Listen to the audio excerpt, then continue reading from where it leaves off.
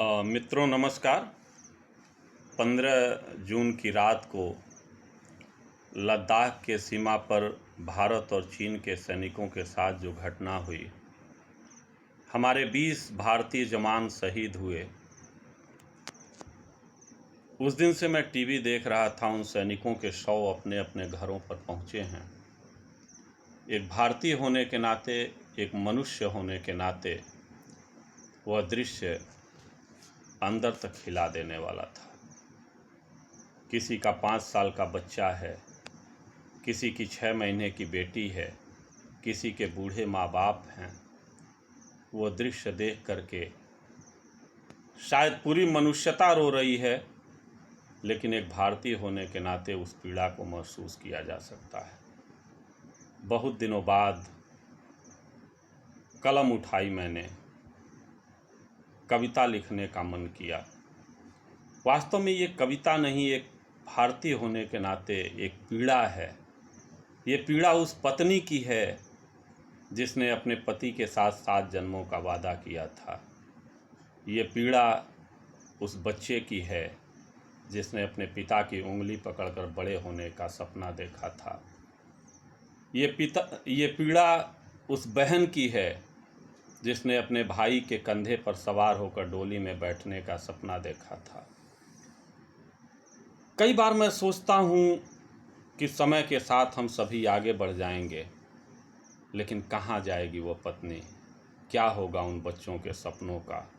क्या होगी बहन के अरमानों की डोली का? क्या होगा माता पिता का? कुछ गुनगुनाने का मन किया है। तकनीकी रूप से उतना सक्षम नहीं हूँ, फिर भी कोशिश कर रहा हूँ इस उम्मीद के साथ कि भाव आप तक पहुँचेगा, और भाव जब आप तक पहुँचेगा तो शायद हम चीन से बने हुए उत्पादों का बहिष्कार कर सकें, मानसिक रूप से हम अपने सेना के साथ हो सकें। एक नागरिक होने के नाते इतना तो हमारा दायित्व ही बनता है। एक पत्नी की तरफ से, एक पत्नी क्या सोचती है जब उसके पति का शव उसके पास पहुंचता है, मैंने कोशिश किया है। कविता सुनिएगा। मेहंदी और महावर चूड़ी कंगन दूर हटा दूंगी, याद तुम्हारी जब आएगी जनगण मन मैं गा लूंगी। मेहंदी और महावर चूड़ी कंगन दूर हटा दूंगी, याद तुम्हारी जब आएगी जनगण मन मैं गा लूंगी। और क्या कहती है पत्नी? याद दिलाती है वादा। याद करो तुम ही कहते थे 7 जन्म का वादा है, दोनों पहिए रहें सलामत, सफ़र तभी कट पाता है। याद करो तुम ही कहते थे 7 जन्म का वादा है, दोनों पहिए रहें सलामत, सफ़र तभी कट पाता है। इतनी जल्दी भूल के वादा फिर तुम कैसे बदल गए, मुझे छोड़ मझधार भंवर में खुद ही अकेले निकल गए। जब जब प्रश्न उठेंगे मन में, जब जब प्रश्न उठेंगे मन में, उत्तर स्वयं बना लूंगी, याद तुम्हारी जब आएगी, जनगण मन में गा लूंगी। और पत्नी जब बच्चों की तरफ देखती है, एक पिता का होना मित्रों बच्चों के जीवन में एक विशेष भूमिका अदा करता है। और जब पिता का साया बच्चों के सर से चला जाता है, बच्चे कैसा महसूस करते हैं, पत्नी के शब्दों में देखिएगा।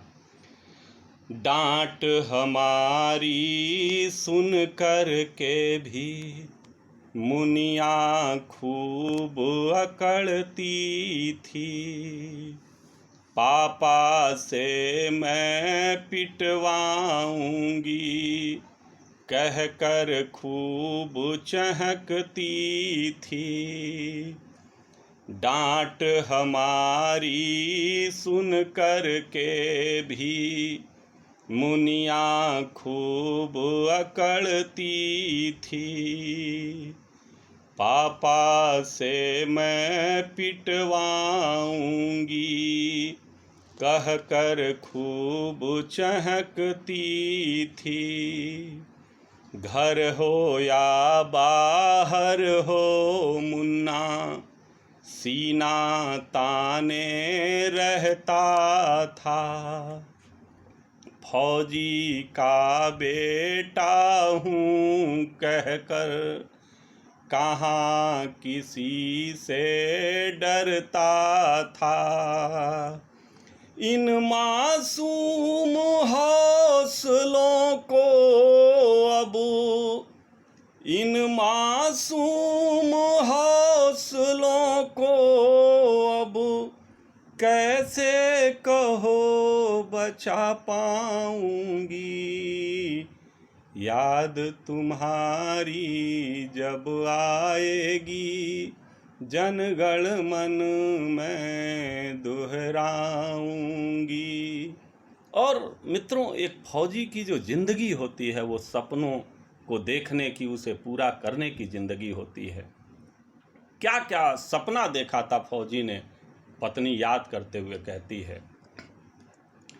बहन की डोली धूम से निकले, क्या अरमान निराले थे, अब की छुट्टी में घर के दरवाजे लगने वाले थे।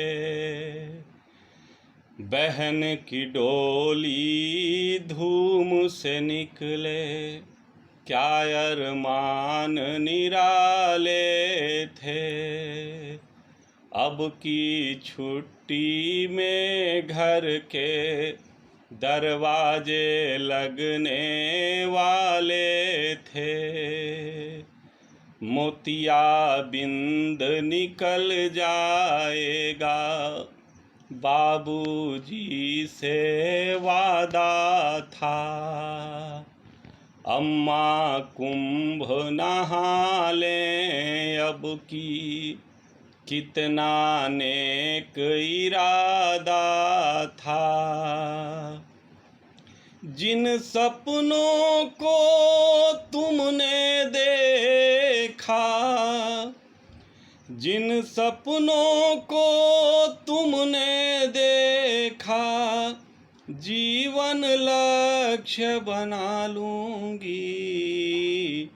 याद तुम्हारी जब आएगी, जनगण मन में गा लूंगी। और अंतिम बंद देखिएगा मित्रों, ये देश फिर से खड़ा हो जाएगा, हम सभी अपने अपने सपनों में खो जाएंगे, बच्चे भी बड़े हो जाएंगे, माता पिता भी जीवन जी लेंगे, इस दुनिया की भीड़ में वह पत्नी अकेली रह जाएगी।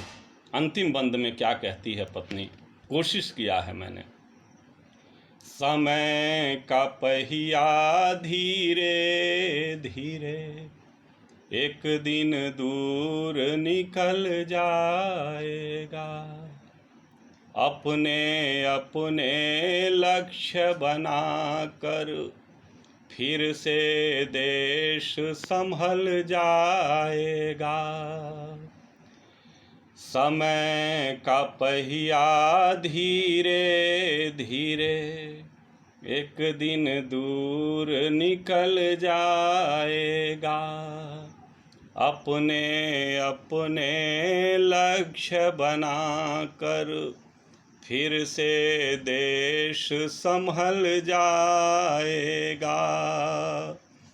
होली और दिवाली पर ये आँखें किसे निहारेंगी। नींद नहीं होगी जब इनमें केवल तुम्हें पुकारेंगी। करवा चौथ के चाँद से बोलो, करवा चौथ के चाँद से बोलो, कैसे नजर मिला पाऊंगी। याद तुम्हारी जब आएगी, जनगण मन मैं दुहराऊंगी। मेहंदी और महावर चूड़ी कंगन दूर हटा दूंगी। याद तुम्हारी जब आएगी, जनगण मन मैं गा लूंगी। जनगण मन मैं गा लूंगी। बहुत बहुत धन्यवाद।